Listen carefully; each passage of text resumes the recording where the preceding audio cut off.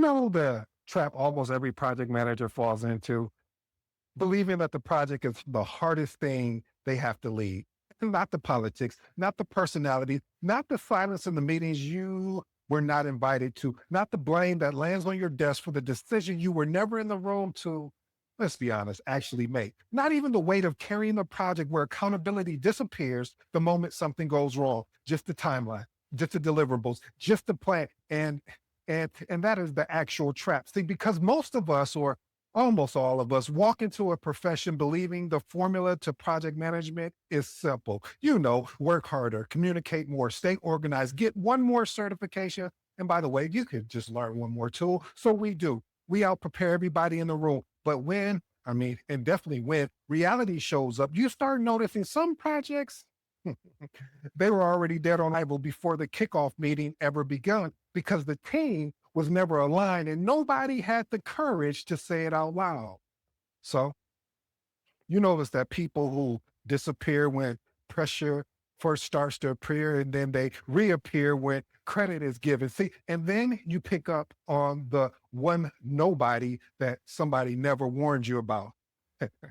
Everybody wants to be like Mike.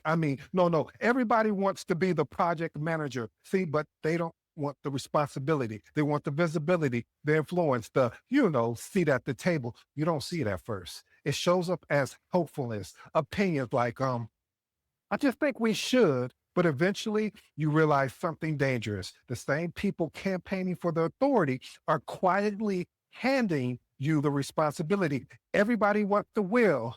Nobody wants to crash. That hits hard, doesn't it? Because if we're just being honest, the team starts holding you to a standard of accountability they never ever held themselves to as well. Miss their deadline? Well, that's just context. Miss yours, that is failure. They want accountability from you without accountability from themselves. That is when it clicks.